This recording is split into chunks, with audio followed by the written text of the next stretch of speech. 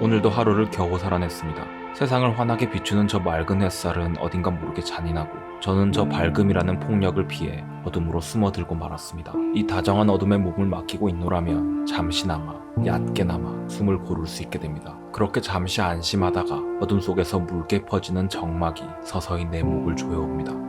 어렸을 적 늘 TV를 켠 채 잠을 주무시던 아버지의 모습이 떠오릅니다. 분명 그도 이 깜깜한 적막함을 견딜 재간이 없었던 것이었겠지요. 언젠가부터 제 마음속에 한 마리의 괴물이 들어서 있었습니다. 이 괴물은 마치 내 마음속에 지저분한 욕망의 집합인 것 같기도 하고 깊은 두려움의 뿌리인 것 같기도 하고 내 존재가 세계에 받아들여지지 않을 것이라는 확신 같기도 했습니다. 이 적막함 속에서 괴물을 잠시 들여다보려고 하자 영원히 꺼지지 않을 것 같은 거센 불길이 명치 부근에서 일어나 저를 덮칠 기세로 노려보았습니다. 저는 너무 두려워 눈을 질근 감아버리고 말았습니다. 그리고 생각했습니다. 벌을 받는 것이다. 존재해선 안 될 내가 여태 살아있는 것에 세계가 형벌을 내리고 있는 것이다. 위장이 쓰려옵니다. 목 주변이 뜨거워지더니 이내 눈물이 왈칵 쏟아졌습니다. 내일 또 저는 두꺼운 가면을 쓴 채 다시 세상 밖으로 나가야겠지요. 아무렇지 않은 듯 세상에 대고 힘껏 웃어 보여야겠지요. 이 마음속 괴물을 꼭꼭 숨겨야 할 테니 말입니다.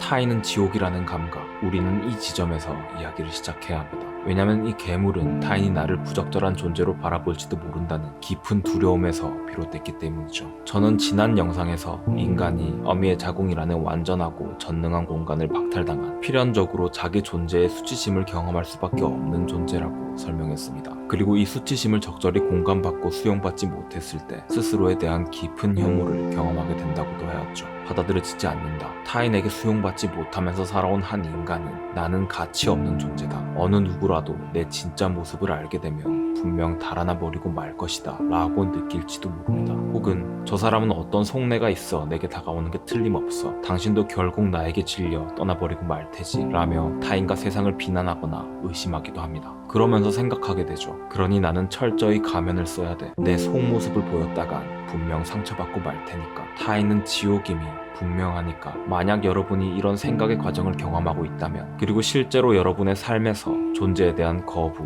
비난, 폭력, 유기 등의 경험이 반복되었었다고 한다면 우리는 이 문제를 진지하게 살펴보아야 합니다. 내 마음속 괴물을 구원하기 위해서 말이죠. 깊이에 닿을 수 없다면 우리는 괴물과 마주할 수 없습니다. 깊이라고 하여 반드시 어두운 무언가라는 법은 없지만 바삐 돌아가는 현대사회를 살아가기 위해 우리는 우리 자신의 어두운 면모를 외면하는 습관에 길들여져 있고 스스로의 어둠과 제대로 마주하지 않고서야 우리의 대화는 피상 그 자체로 흘러갈 수밖에 없습니다. 여러분은 여러분의 어둠을 온전히 견뎌낼 수 있으신가요? 조금 더 정확한 용어로 여러분은 여러분의 존재의 결핍을 견뎌낼 수 있으신가요? 어쩌면 주변에서 이런 반응이 돌아왔을지도 모릅니다. 나약해서 그런 거다. 일어서라. 너만 힘든 거 아니다. 그리고 시간이 흐르면 이 말들이 내면화되어 스스로가 스스로를 비난하는 지경에 이르게 되기도 하죠. 내가 문제가 있어서 라고 말입니다. 스스로의 상처, 존재의 결핍, 어둠을 들여다보는 일이 나약하고 한심한 일이 되어버립니다. 그런데 이 말은 다리가 부러진 사람에게 당장 냅다 달리라고 하는 말과 다름없습니다. 인생의 밝은 면만 보고 나아가야 한다는 현대인의 강박은 한편으로 인간의 마음을 더욱 공허하게 만들지 않았던가요? 그 밝음이라는 어쩌면 다소 폭력적인 기준에 스스로의 초라한 모습을 비교하며 오히려 깊은 자기 혐오를 부추기지 않았던가요? 여러분이 혹시 이러한 자기 혐오를 경험하고 계신다면 밝음이라는 높은 하늘을 좇는 것을 잠시 멈추고 어둠이라는 내가 발디딜 수 있는 땅을 찾아 나서셨으면 좋겠습니다. 우리는 우리 존재의 결핍을 들여다보며 깊이에 침잠하는 경험이 필요합니다. 그렇다면 깊이에 침잠한다는 것, 마음의 어둠을 견딘다는 것은 무엇을 의미할까요? 그것은 관찰하는 힘과 연관이 있다고 생각합니다. 보통 자신의 마음을 관찰한다고 했을 때 명상을 떠올리는 경우가 많을 것 같습니다. 제 생각에도 명상이 자기 관찰의 가장 효과적인 방법 중 하나라 생각합니다. 그러나 여러분이 하고 있을 명상은 대부분 혼자서 관련 유튜브를 시청하며 행하는 경우가 많을 텐데 아주 조심스럽지만 그런 방식으로 나의 깊이에 도달하는 것이 매우 어렵다고 생각합니다. 왜냐면 아무리 훌륭한 명상가의 영상을 보며 그 안내를 따라가더라도 이미 그 영상 자체가 죽은 것이기 때문입니다. 그러한 죽은 것들과의 소통 과정에선 본질적으로 다뤄야 하는 나의 괴물과 마주하기 어렵습니다. 아마도 당신은 살아있는 것들과의 관계에서 경험한 고통을 피해 자기 안의 괴물을 스스로가 다치지 않는 방식으로 남몰래 다뤄내기 위해 그런 죽은 것들을 찾아 헤매어 왔을 겁니다. 지금 보고 계시는 이 영상도 마찬가지로 말입니다. 그러나 너무나 두려운 일일 테지만 우리는 살아있는 것으로 향해야 합니다. 사람들과의 관계와 갈등에서 일어나는 무수한 감정들을 있는 그대로 관찰하고 그 감정의 파도 속에 균형을 잡고 서 있는 방법을 익혀야 합니다. 그러나 내 안에 괴물이 있다고 느끼는 사람들에겐 이 과정 역시 너무나 어렵습니다. 사람들과의 관계 속으로 들어가는 것은 이들에게 불이 난 집으로 다시 돌아가라는 말과 같을지도 모릅니다. 그러나 그 불길로 다시 돌아가지 않으면 스스로의 깊이에 도달하기란 불가능에 가깝습니다. 거기에 나의 어린 시절 근본적인 아픔이 있기 때문이죠. 우리가 영적 스승을 만나야 하는 이유는 그들을 통해 이 불길을 똑바로 응시하는 법을 배울 수 있기 때문입니다. 이 배움은 지적 배움이 아니라 정신적, 신체적 배움에 가깝습니다. 그들의 몸에서 흘러나오는 세계에 대한 안정성을 나의 몸으로 습득해야 합니다. 그때 우리는 불길을 마주할 수 있는 시작점에 설 수 있게 됩니다.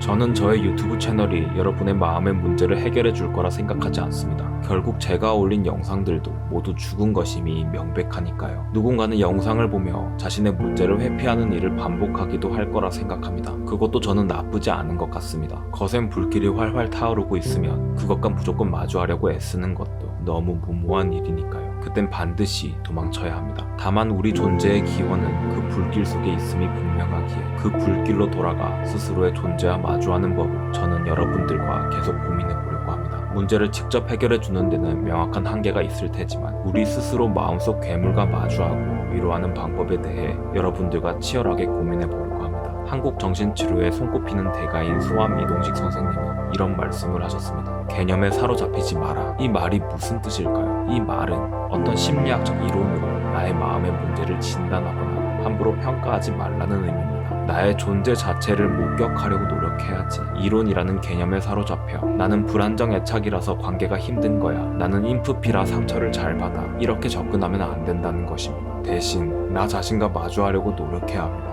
이론이라는 확고함이라는 허상에서 벗어나 존재의 불확실성으로 나아가도록 합시다. 이해하려 하지 말고 경험하도록 합시다. 벗어나려 하지 말고 내가 있어야 할 그 자리로 돌아가도록 합시다. 자신의 괴물과 숭고한 싸움을 벌이고 있을 여러분을 깊이 응원합니다. 이상 심리상담사가 영화를 보는 관점 상영관이었습니다.